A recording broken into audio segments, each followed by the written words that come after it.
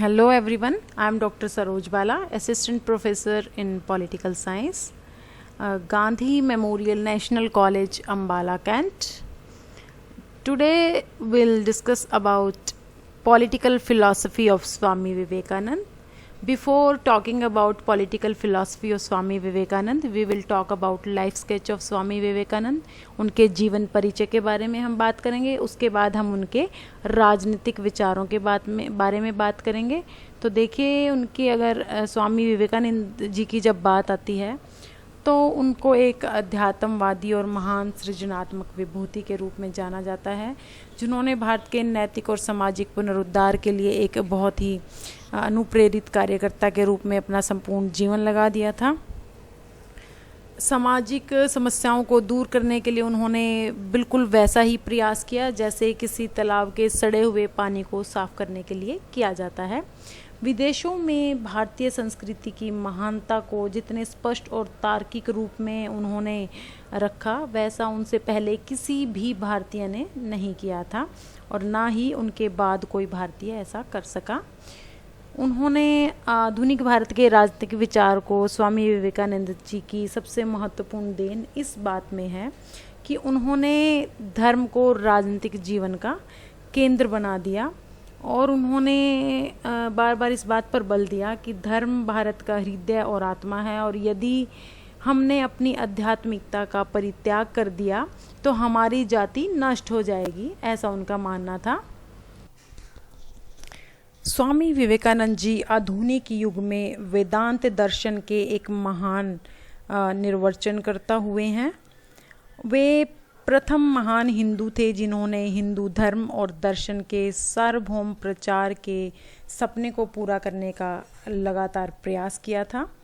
वे उस धर्म में राजनीतिक दार्शनिक नहीं थे जिसमें हॉब्स, रूसो, ग्रीन, बोसांके को हम समझते हैं, क्योंकि उन्होंने इन दार्शनिकों की भांति राजनीतिक चिंतन का कोई संप्रदाय कायम नहीं किया. उन्होंने राजनीतिक दर्शन को बहुत ही अलग तरीके से अपने चिंतन का आधार बनाया.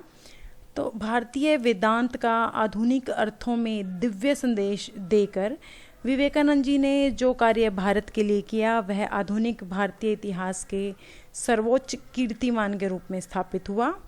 और उन्होंने उस समय की कुछ ऐसी समस्याओं के समाधान के लिए अपने विचार व्यक्त किए जिनका तत्काल हल करना बहुत ही आवश्यक हो गया था. इसलिए उन्होंने आधुनिक भारत के राजनीतिक और सामाजिक चिंतन के विकास को समझने के लिए बताया कि सबसे आवश्यक है कि हम उनके जो हल करने के लिए सबसे आवश्यक चीज़ है कि हम विवेकानंद जी के राजनीतिक और सामाजिक दर्शन को अच्छे से उसको हम डिस्कस करें ताकि हमें आधुनिक भारत के सामाजिक और राजनीतिक चिंतन के विकास के बारे में हमें पता चल सके.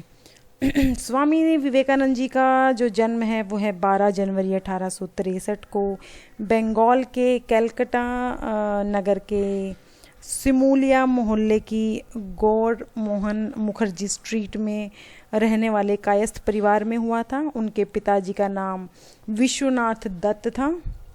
उनके पिताजी बहुत ही फेमस लॉयर थे. वो सुबह से शाम तक बहुत व्यस्त रहते थे. इसकी वजह से 25 वर्षीय आयु में ही सांसारिक मोह से त्याग कर सन्यासी हो गए थे वे. और उनकी जो माता जी थी बहुत ही भक्ति में जीवन जीने वाली, उच्च चरित्र, सुशील विचारों की बहुत ही कर्तव्यनिष्ठ महिला थी. और परिवार के इस वातावरण का जो स्वामी दयानंद जी हैं, जिनको बचपन में नरेंद्र नाथ के नाम से जाना जाता था, उनके मन और मस्तिष्क पर बहुत ही गहरा और अच्छा प्रभाव पड़ा था. तो विवेकानंद जी शुरू से ही बहुत ही तीक्ष्ण बुद्धि के स्वामी थे. इनके बचपन का नाम नरेंद्र नाथ दत्त था और प्यार से इन्हें बिले भी कहा जाता था. 5 वर्ष की आयु में इन्हें पढ़ाई से जोड़ दिया गया था. उनके लिए घर पर ही अध्यापक की व्यवस्था भी की गई थी और उस समय इनको प्यार से बिले कहा जाता था. लेकिन थोड़े समय बाद ही यह निश्चित किया गया कि इन्हें कोई बिले कहकर नहीं पुकारेगा. तो तब से उन्हें नरेंद्र नाथ या नरेंद्र कहकर बुलाना उन्होंने शुरू कर दिया था. सबने इनको ईश्वर को जानने और पाने की इच्छा नरेंद्र में बचपन से ही दिखाई देती थी। पड़ोस मोहल्ले में जब भी कभी कोई धार्मिक आयोजन होता था तो वो अपनी छत पर हर शाम आयोजनों में भाग लेते थे, और अपनी छत पर हर शाम को कीर्तन करना और ध्यान में बैठने की आदत भी उनको 6-7 वर्ष की आयु से ही पड़ गई थी। तर्क और बुद्धि में उनका कोई जवाब नहीं था। स्वामी विवेकानंद जी 18 वर्ष की आयु में इन्होंने कलकत्ता के प्रेसिडेंसी कॉलेज में प्रवेश कर लिया था। वहाँ पर उनका स्वास्थ्य खराब होने के कारण वो पढ़ाई जारी नहीं रख सके, और फिर अगले वर्ष उन्होंने जनरल असेंबली कॉलेज में दाखिला लिया। पाश्चात्य दर्शन का अध्ययन करते करते नरेंद्र के मस्तिष्क में दार्शनिक द्वंद्व के उनके मन में दार्शनिक द्वंद्व से उनका मन भर गया था।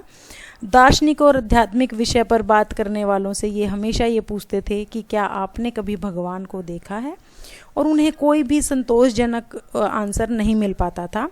तो एक दिन जब शिमला मोहल्ले में सुरेंद्र नाथ मिश्र के घर पर रामकृष्ण देव को जब विशेष आदर के साथ बुलाया गया था, तो नरेंद्र जी ने वहाँ पर गीत गाया, और जैसे ही गीत बंद हुआ तो स्वामी जी ने उन्हें अपने पास इशारे से बुलाया। नरेंद्र ने कहा कि तुम कल दक्षिणेश्वर आना, और वे लंबे समय तक दक्षिणेश्वर नहीं जा सके। तभी उनके पिता ने विवाह की बात की, तो विवाह से उन्होंने इनकार कर दिया, और मन में अनेक प्रकार के द्वंद्व लिए हुए ही वो पहली बार दक्षिणेश्वर में अपने साथियों के साथ जा पहुँचे। सत्संग समाप्त होने पर उन्होंने श्री रामकृष्ण नरेंद्र जी का हाथ पकड़कर एकांत में ले गए और बोले, तुम इतने दिनों तक मेरे पास क्यों नहीं आए? और उस मुलाकात के बाद नरेंद्र घर वापस लौट आए। अगले दिन ब्रह्म समाज के उत्सव में चले गए, और जिसके समाज सुधारक जो कार्यों को देखकर वो बहुत अधिक प्रभावित हुए। और उसके बाद विवेकानंद जी काली मंदिर जो दक्षिणेश्वर में था कई बार वहाँ पर गए, और चुपचाप संत के जीवन और व्यवहार के बारे में को देखते रहते थे। और अंत में अपना वही प्रश्न वो पूछते थे वहाँ पर जाकर। उन्होंने पूछा कि श्रीमान जी, क्या आपने कभी भगवान को देखा है? तो अब नरेंद्र नाथ जी को चौंकाने की बारी थी, क्योंकि संत की ओर से उन्हें उत्तर मिला कि हाँ, मैंने उसे देखा है जैसे मैं तुम्हें देख रहा हूँ। तो एक दिन स्वामी जी ने समाधि की अवस्था में उन्हें छू लिया। धीरे धीरे वे रामकृष्ण की शिक्षाओं की ओर आकर्षित हुए, और जिन्हें वे अपने अनुभव के आधार पर परखना चाहते थे। स्वामी विवेकानंद जी के पिता की मृत्यु उसी समय में हुई जब वे स्वामी रामकृष्ण जी की शिक्षाओं की ओर आकर्षित होना शुरू हुए थे। तो उनकी पिताजी की मृत्यु के बाद वे प्रत्येक स्थान से सब उनके परिवार पर कर्ज और गरीबी के ढेर सारे संकट छा गए थे। तो इसलिए विवेकानंद जी को बहुत ही शारीरिक और मानसिक रूप से कठिनाइयों का सामना करना पड़ा। जब वो इन सभी चीज़ों का सामना करते करते बिल्कुल टूट गए, तो उन्हें अचानक त्याग और वैराग्य की प्रेरणा मिली, परंतु रामकृष्ण ने उन्हें इस बात के लिए अपनी मौत के आने तक राजी कर लिया। अब स्वामी विवेकानंद जी एक भिन्न व्यक्ति थे, और उनका दिल मानवता के प्रति प्यार से भरा हुआ था। तो जब सन 1886 में रामकृष्ण जी की मृत्यु हुई, तो उनकी मृत्यु का उनको पूरा आभास था। तो इसलिए उन्होंने अपने शरीर को त्यागने से पहले नरेंद्र नाथ को अपने पास बुलाया, और एकांत और पूर्ण आध्यात्मिकता के वातावरण में अपनी शक्तियां नरेंद्र के शरीर में संचारित कर दी। तो जब रामकृष्ण परमहंस की मृत्यु हुई, तो नरेंद्र की आयु केवल 24 वर्ष थी, और उन्होंने रामकृष्ण की मृत्यु के बाद अपने गुरु के संदेश और विचारों का प्रचार करने के लिए दक्षिणेश्वर त्याग कर बारानगर में मठ की स्थापना की। 1893 में शिकागो में जब वर्ल्ड रिलीजन जो कॉन्फ्रेंस है वो हो रही थी, विश्व धर्म सम्मेलन, उसमें उन्होंने जाने का निर्णय लिया। अपने अनेक कठिनाइयों का सामना करते हुए स्वामी जी सम्मेलन में पहुंच गए और वहाँ पर अपने सभी लोगों ने जिस तरह अपने विचार रखे तो स्वामी जी ने भी धर्म के प्रति अपने विचार रखे। सभी लोगों ने सिर्फ अपने अपने धर्म का ही गुणगान किया, अपने अपने धर्म की ही दुहाई दी, लेकिन स्वामी जी का भाषण उस धर्म पर था जो बहुत ही विशाल और समुद्र जैसा गहरा था। धर्म सम्मेलन में अन्य वक्ताओं ने अपने ही संप्रदाय के भगवान की महिमा का गुणगान किया, लेकिन विवेकानंद जी एक अकेले ऐसे व्यक्ति थे जिन्होंने सभी धर्मों के भगवान की बात की। तो उनका जो धर्म को लेकर जो उनका जो नज़रिया था वो बिल्कुल ही अलग था। वह एक विश्व स्तरीय उनका नज़रिया था। उसके बाद 14 जुलाई 1902 में स्वामी जी का देहांत हो गया। जब उनका देहांत हुआ तो उनकी आयु सिर्फ 39 वर्ष की थी ही, लेकिन छोटी सी आयु में ही उन्होंने इतना महान कार्य कर दिखाया कि आने वाले 1000 वर्षों तक उनको याद किया जाएगा। तो रविंद्रनाथ टैगोर जी ने उनके बारे में सही कहा था कि यदि कोई भारत को समझना चाहता है तो उन्हें विवेकानंद जी को ज़रूर पढ़ना चाहिए। बात करेंगे नेक्स्ट हम बात करेंगे स्वामी विवेकानंद जी की जो पॉलिटिकल फिलॉसफी है, उनके क्या राजनीतिक विचार हैं, उनके राजनीतिक विचारों के बारे में। तो देखिए, सबसे पहले जब हम राजनीतिक विचारों की बात करते हैं तो वो किसी राजनीतिक आंदोलन के पक्षधर नहीं थे, लेकिन वे हृदय से चाहते थे कि एक शक्तिशाली और गतिशील राष्ट्र का निर्माण हो। तो वे धर्म को राष्ट्रीय जीवन रूपी संगीत का स्थायी स्वर मानते थे। स्वामी विवेकानंद जी ने राजनीतिक दार्शनिकता और राजनीतिज्ञता जैसी उनमें कोई बात नहीं थी। राजनीति में उनका कोई विश्वास नहीं था और न ही उन्हें किसी राजनीतिक कार्यकलापों में उन्होंने कभी भाग लिया। उन्होंने कहा भी था कि मैं न तो राजनीतिज्ञ हूँ न राजनीतिक आंदोलन मचाने वालों में से हूँ, मैं केवल आत्म तत्व की चिंता करता हूँ और जब वह ठीक होगा तो सब काम अपने आप ही ठीक हो जाएंगे। तो अगर हम उनके राजनीतिक विचारों की बात करें तो उनकी वो राजनीतिक वो स्पष्ट रूप से राजनीतिक नहीं थे, क्योंकि उनका राजनीति से प्रत्यक्ष रूप से कोई भी संबंध नहीं था। परंतु इस सब बातों के बावजूद भी हम इस बात से इनकार नहीं कर सकते कि उनके भाषण और विचारों में राजनीति का जो दर्शन हमें देखने को मिलता है वह उन्हें बड़े बड़े राजनीतिज्ञों और राजनीतिक चिंतकों से भी कहीं आगे ले जाता है। तो स्वामी जी के भाषणों और रचनाओं के आधार पर उभरे उनके राजनीतिक दर्शन के बारे में अब हम बात करेंगे। तो देखिए, इसमें सबसे पहली बात आती है उनकी पॉलिटिकल फिलॉसफी में व्यूज़ रिगार्डिंग स्टेट, राज्य संबंधी विचार। विवेकानंद जी राज्य को एक दैवीय संस्था मानते थे। वह व्यक्ति को अपनी सच्ची प्रकृति को समझने के लिए वो कहते थे कि राज्य की ज़रूरत है, तो मानते थे कि राज्य एक दैवीय संस्था है। समाज राज्य का अंग नहीं बल्कि राज्य समाज का महत्वपूर्ण अंग है। तो राज्य विवेकानंद जी मानते थे कि राज्य तो समाज का केवल यंत्र है या राज्य समाज का महत्वपूर्ण अंग है। विवेकानंद जी ने इस बात पर जोर दिया कि सभी सामाजिक राजनीतिक व्यवस्थाओं का आधार व्यक्ति की अच्छाई है। कोई भी राष्ट्र इसलिए अच्छा नहीं है कि इसकी संसद अच्छा काम करती है, बल्कि वह इसलिए अच्छा है क्योंकि इसके व्यक्ति अच्छे और महान हैं।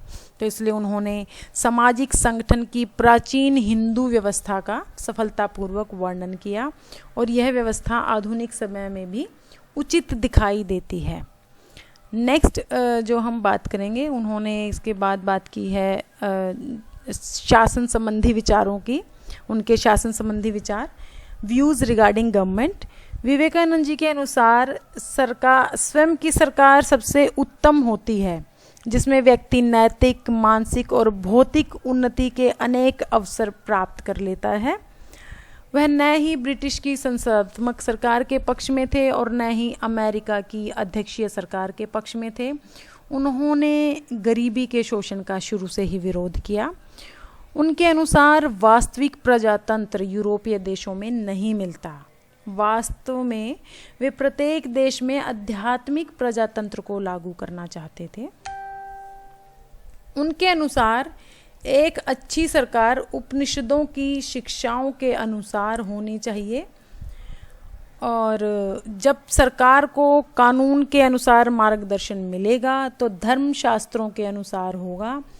तो जो धर्म शास्त्रों के अनुसार होगा तो ऐसी सरकार धनी और गरीब लोगों, बुद्धिमान और अज्ञान लोगों, राजा और प्रजा की समान रूप से लगातार भलाई करेगी। तो विवेकानंद जी प्रजातंत्र के प्रबल समर्थक थे, क्योंकि वे कुछ लोगों के या एक व्यक्ति के शासन के खिलाफ थे। उनका पूर्ण विश्वास था कि नए आदेश लोगों के द्वारा लोगों के लिए हों। तो उन्होंने ये स्पष्ट भी किया कि सभी प्रकार की जो सरकार की शक्ति का स्रोत जनता होती है। तो उन्होंने लोगों की सरकार लोगों के लिए, और उन्हें ऊपर उठने के, वो कहते थे कि लोगों की सरकार लोगों को ऊपर उठने के लिए अवसर प्रदान करती है और उनके भविष्य को संवारती है। उनका विश्वास था कि प्रजातंत्र व्यक्तियों में आत्मविश्वास की भावना जागृत करता है। विवेकानंद जी राजतंत्र के पक्ष में नहीं थे। उनके विचारों में व्यक्तिगत स्वतंत्रता के लिए राजतंत्र असंगत माना उन्होंने। तो ऐसी अवस्था में उन्होंने कहा कि अधिकतर राजा नाम के लिए राज्य की रक्षा करते हैं और वे अपने आराम और सुख सुविधाओं में लगे रहते हैं, इसलिए उन्होंने राजतंत्र को कभी भी फेवर नहीं किया। राजतंत्र के वो कभी भी पक्षधर नहीं थे। इसके बाद जो नेक्स्ट पॉइंट आता है, स्पिरिचुअल और रिलीजियस प्रिंसिपल्स ऑफ नेशनलिज्म, राष्ट्रवाद का आध्यात्मिक तथा धार्मिक सिद्धांत। हीगल की तरह ही विवेकानंद जी का भी विश्वास था कि प्रत्येक राष्ट्र का जीवन किसी एक प्रमुख तत्व की अभिव्यक्ति है।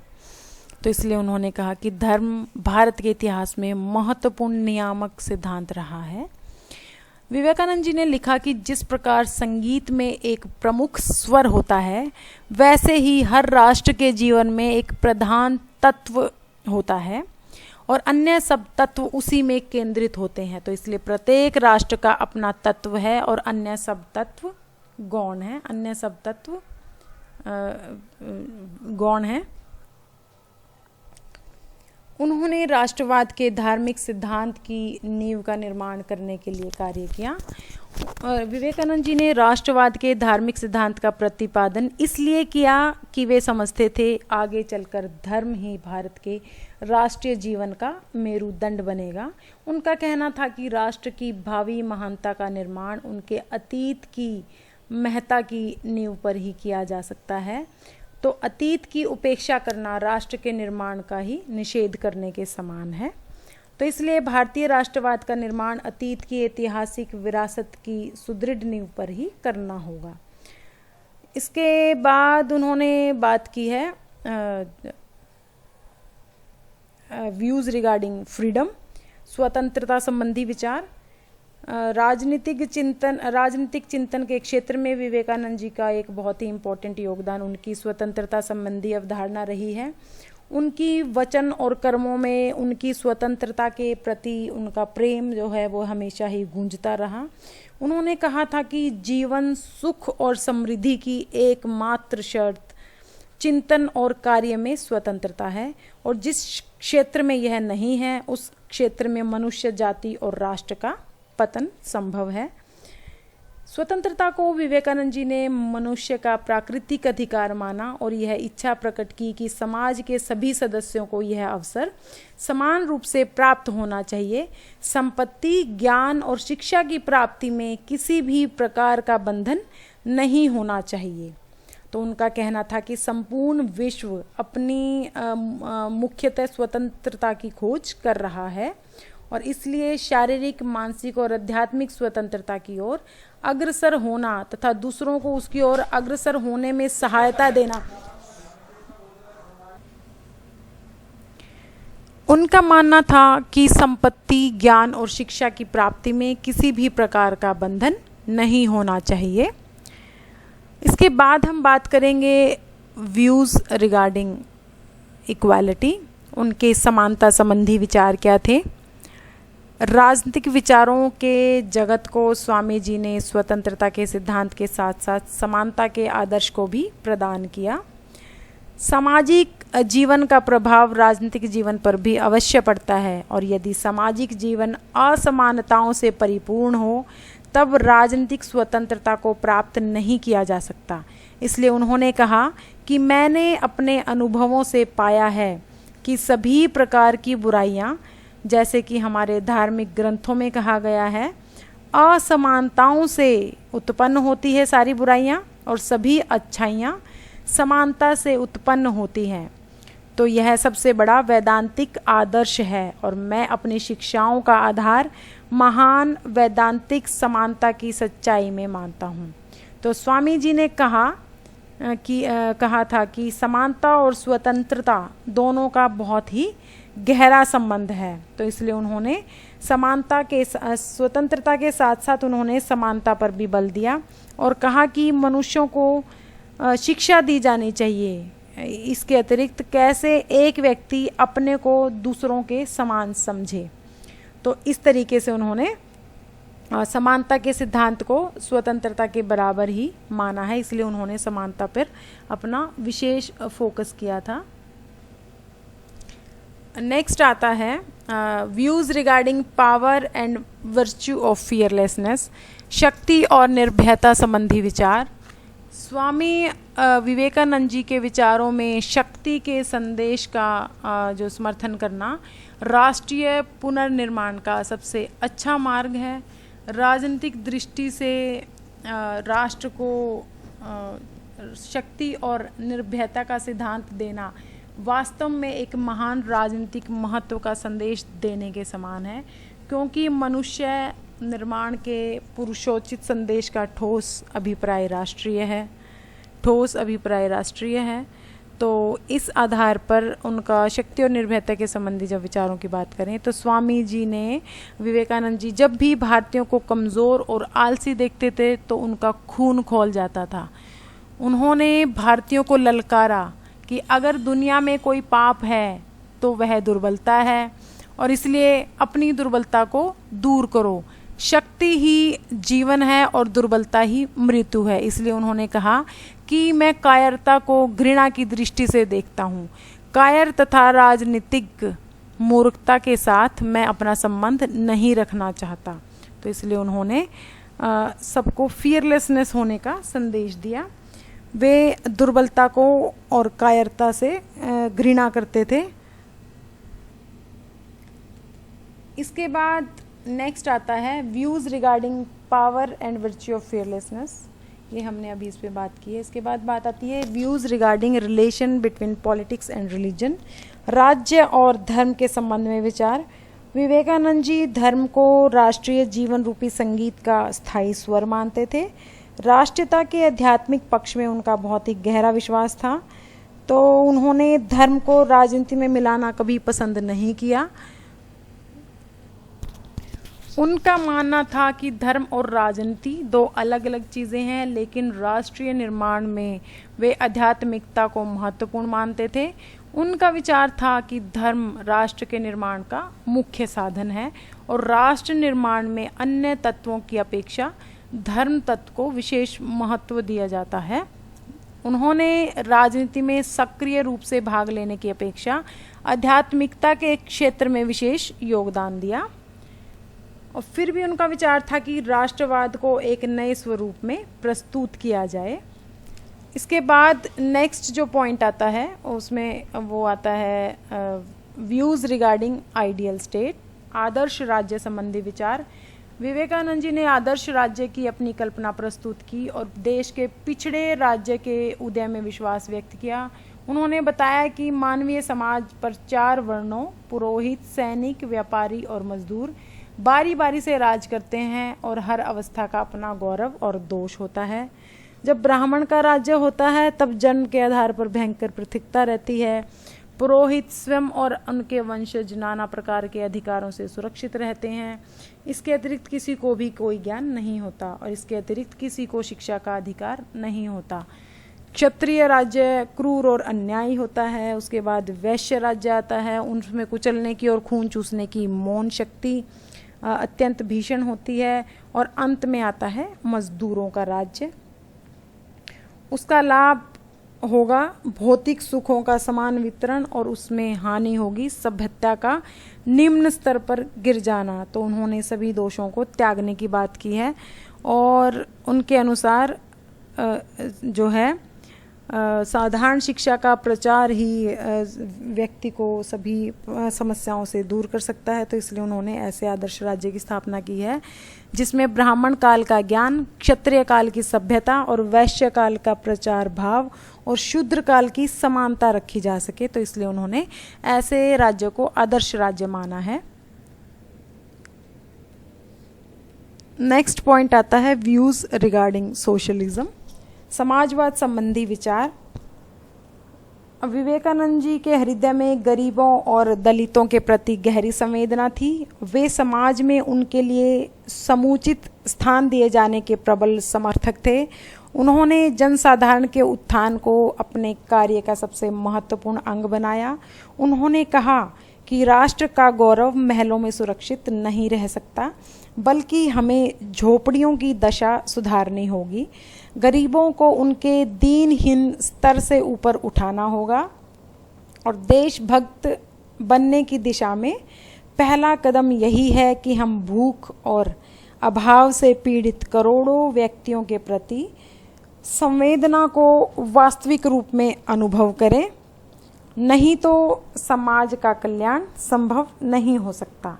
तो इसलिए विवेकानंद जी ने अपने गुरु रामकृष्ण की भांति ही भारत की निर्धनता, अशिक्षा और अज्ञानता को एक कलंक माना और उन्होंने यह भी कहा कि भूखे पेट को धर्म की शिक्षा देना निरर्थक है, अर्थहीन है और जनसाधारण को ऊंचा उठाए बिना कोई भी राजनीतिक उत्थान संभव नहीं है। तो जनसाधारण की अवहेलना करना एक महान राष्ट्रीय पाप है और हमारे राष्ट्र के पतन का कारण है। तो इसलिए उन्होंने समाजवाद के जो उनके विचार थे, उनका शुरू से ही यह मानना था कि व्यक्ति तभी उन्नत हो सकता है कोई भी राष्ट्र जब सभी व्यक्ति भरे पेट सोएं। किसी भी व्यक्ति को बिना उसकी भूख मिटाए सिर्फ हम अगर शिक्षा दें, धर्म की शिक्षा दें, तो ऐसी शिक्षा का कोई औचित्य नहीं रह जाता। तो इसलिए उन्होंने वे शुरू से ही क्रांतिकारी विचारों की ओर आकर्षित हुए थे, क्योंकि पूंजीवाद के दुष्प्रभाव से वे बहुत ही ज़्यादा निराश हुए थे। तो इसलिए उनके जो विचार थे समाजवादी विचारों का उनके मस्तिष्क पर बहुत ही गहरा प्रभाव पड़ा था। इसके बाद जो नेक्स्ट पॉइंट आता है philosophy of serving the peoples, सामान्य जनता की सेवा का दर्शन। राजनीतिक विचारों को स्वामी दयानंद जी ने कई प्रकार से प्रभावित किया। स्वामी जी ने जिस नींव की स्थापना की थी, स्वतंत्रता का महल उसी आधारशिला पर निर्मित हो पाया। तो स्वामी जी मानव मात्र की सेवा करना चाहते थे और उन्होंने विशेष रूप से गरीब और बेसहारा लोगों की सहायता पर विशेष बल दिया। दरिद्र नारायण का विचार गरीब के रूप में भगवान स्वयं है, जिसे महात्मा गांधी द्वारा बहुत समय बाद महत्वपूर्ण ढंग से स्वीकार भी किया गया हरिजन के रूप में। तो यह विचार स्वामी विवेकानंद जी द्वारा सबसे पहले स्वीकार किया गया था और उन्होंने बहुत ही पॉजिटिव तरीके से, सकारात्मक ढंग से कहा था कि भारत के राष्ट्रीय आदर्श त्याग और सेवा हैं। इसके अतिरिक्त उन्होंने कहा कि जिसके दिल में गरीबों के लिए दया है उसे मैं महात्मा कहूँगा और जिसके दिल में गरीबों के लिए दया नहीं है वह दुरात्मा है। तो इसलिए उनका शुरू से ही सामान्य जनता के प्रति उनका विशेष प्यार था। वे उनकी पीड़ा को समझते थे और इसी पीड़ा को समझते हुए उन्होंने उनके उत्थान के लिए विशेष प्रयास किए। उन्होंने कहा कि पीड़ित, दलित और शोषित जनता की सेवा करना और उनकी आध्यात्मिक और सामाजिक उन्नति करना ही सर्वोपरि देश सेवा का काम है। तो जनसाधारण के विकास से ही देश में राजनीतिक उत्थान संभव हो सकता है। तो उन्होंने देश के पतन का कारण यही माना था कि जनसाधारण के विकास की अवहेलना की जाती है। तो इसलिए उन्होंने कहा था कि जनसाधारण के हितों की अवहेलना करना महान राष्ट्रीय पाप है। अगर देश का उत्थान करना चाहते हैं तो सबसे पहले जनसाधारण के हितों को मानना होगा, उनके हितों के लिए कार्य करना होगा। तो इसी आधार पर स्वामी जो विवेकानंद जी थे, इन्होंने इनके जो राजनीतिक विचार थे, यद्यपि वो राजनीतिज्ञ नहीं थे, फिर भी जो उनके विचार हैं उन्होंने देश में लोगों को जागृत करने में बहुत अधिक जो महत्वपूर्ण योगदान दिया। और उनका यही मानना था कि जनसाधारण को अगर सुखी नहीं बनाया गया तो सभी तरह की राजनीति निरर्थक होगी। तो इसी आधार पर उनके जो राजनीतिक विचार हैं वे स्पष्ट हमें पता चलता है कि उनका कितना महत्वपूर्ण योगदान था। इन्हीं शब्दों के साथ आपका दिन शुभ रहे। Thank you so much. God bless you. Thank you.